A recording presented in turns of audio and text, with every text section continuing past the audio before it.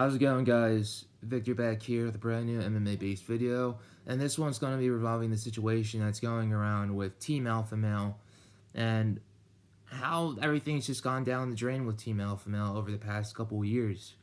As we all know, Team Alpha Male started out with Uriah Faber, Danny Castillo, and Chad Money Mendez founding the gym, and after that, they were just practicing all by themselves. There was no head coach. So fighters just went into their game, went into their fights with their own knowledge of MMA without being coached by an actual head coach. As a result, Uriah knew that there was a problem going on, so he decided to conduct multiple interviews with different coaches from around the country in order to see who would be able to bring Team Alpha Male up to fame, up to the ranks, and make it one of the best MMA gyms, not in the country, but in the world at the same time. So, as a result, Uriah Faber ended up hiring Dwayne Ludwig as the head coach of Team Alpha Male. As we all know, Team Ludwig, he's the current head coach of the current UFC Bantamweight champion, TJ Dillishaw. Now, when Dwayne Ludwig came into the coach, he made an immediate impact. And when I mean immediate impact, he ended up improving the games of so many different fighters over at Team Alpha Male. Most of them improved so much that they ended up becoming ranked after winning a couple of their fights. Now, the fighter that was able to improve most was TJ, and as a result, TJ won a couple of fights, and he won a couple of those fights in impressive fashion, and as a result, he got a chance to fight Renan Barão, who was basically considered one of the best bantamweight champions at that time. 130 straight, I believe, hadn't lost in a very long time. TJ went in there, destroyed him within 3 to 4 rounds by knocking him out. As a result, TJ became the new undisputed UFC Bantamweight champion. After that, Dwayne Ludwig ended up leaving to pursue his own dreams of having his own MMA gym, and he currently does, by the way. It's called Bay Muay Thai, that's located in Denver, Colorado. Also, after Dwayne left, TJ decided to go with him because he just had a whole connection with Dwayne. They had a really good relationship, and TJ knew if he was going to be a very successful UFC fighter, then he would have to leave with Dwayne. He didn't want to be a part of Team Alpha Male anymore, and no one wanted to understand that. TJ stated many times, to be honest, that he was willing to come back. He just wanted to go back and forth, and Uriah wasn't having any part of that. He didn't want Cody to be a part of Dwayne's gym and be a part of Team Alpha Male's gym and coming back and forth and back and forth. He wanted TJ to commit full time to Team Alpha Male, and TJ just didn't want that. He wanted to improve his game by training at different gyms around the country so he could be one of the best in the world. And it just goes to show that if you do train in multiple gyms, not the same one, that your game will improve. But I'm going to cover that a little bit later in this video. But after Dwayne left, Justin Buchholz ended up becoming the new head coach over at Team Alpha Male, and he after a little while, things started to pick up again. Because after Justin was basically studying under Dwayne, and he's learning everything that Dwayne had to offer him at the same time. So Justin ended up becoming a really good head coach as well. They ended up improving the game of many fighters, just as Dwayne did during his time at Team Alpha Male. And as a result, he was able to coach Cody Garbrandt to becoming a UFC Bantamweight champion by defeating one of the best Bantamweight champions of all time, Dominick Cruz, in an impressive 5-round unanimous decision back in Las Vegas. After that, there was another title challenger. And we're not talking about an immediate rematch with Dominick Cruz. We're talking about the title challenger who never got a rematch after he lost his title, and that was TJ Dillishaw. And as a result, the UFC decided to make that fight happen. But before, they just had the great idea of putting both fighters as coaches on The Ultimate Fighter, where the whole entire situation with Team Alpha Male and TJ Dillishaw only escalated as a result. And things just got worse from there on.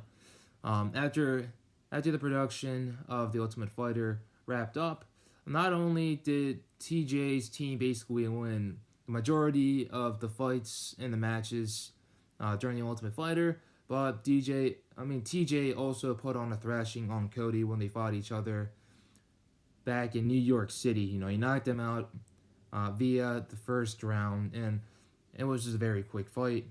They ended up rematching, and this time Cody did not have Justin Buchholz in his corner. Justin Buchholz actually quit Team Alpha Male. The I believe it was the evening of the fight between Cody and TJ, the very first one, and a lot of people did not know why. It's mostly because he had a lot of problems with Uriah, and he didn't like how things were being run. Mostly because things were just changing, and they weren't getting better. And Dwayne basically said, if you're gonna run this gym, that I don't want to be here anymore. And Uriah basically told him, that's fine. We don't really need you. So as a result, Justin ended up leaving, and things only went from bad to worse. Team Alpha Male went from having one really good head coach to another head coach to having no head coaches. Just mostly boxing coaches, Muay Thai coaches, BJJ coaches, wrestling coaches, all just coming together for certain fighters and coaching them when their fights would happen. Now, ever since then, some well-known fighters have done really poorly lately. Cody's been knocked out his 3 past fights. Cynthia Castillo has been a little bit up and down, but she's the only fighter that continues to be coached by Justin Buchholz, because she even knows that if she's being coached by these other guys, then she's not going to be as successful that she is. So she's kind of taking the route that TJ did by following Dwayne Ludwig. But also, I know that there are other fighters as well that that haven't been doing so hot lately. Josh Emmett got brutally knocked out by Jeremy Stevens via elbows on the ground, and he hasn't been back ever since. I believe he had a broken orbital bone on his face, and it was pretty brutal. We haven't heard of him ever since. And then there was Darren Elkins, who had won I think 5 or 6 straight, and now he's lost his last 2 fights. One by unanimous decision against Alexander Volkanovski, and his last fight was a loss to Ricardo Lamas via knockout. And I know Sage Northcutt isn't in the UFC anymore. He's currently with one championship as well, being coached by Uriajah Faber at the same time. But it just all goes to show that I believe that Uriah is the main problem when it comes to Team Alpha Male. He wants to run everything. He wants to be the head guy.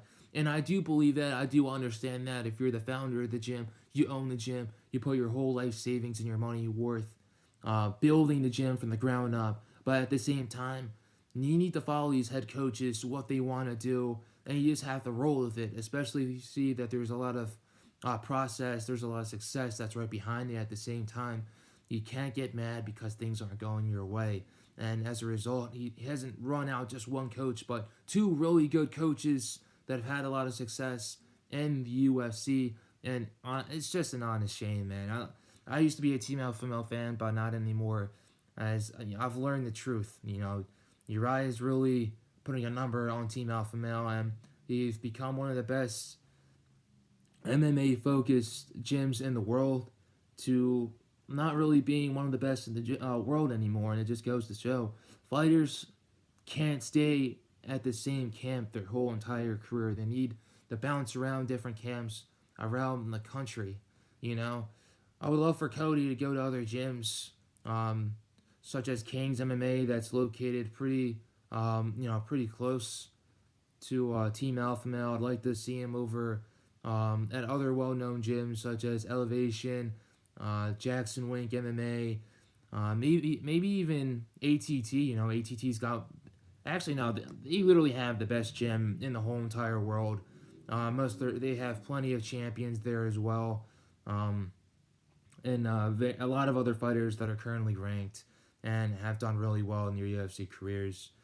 Another great gym would be AKA. Cody could really learn a lot from some of the other fighters there, such as Cain Velasquez, the double champ, Daniel Cormier, Luke Rockhold.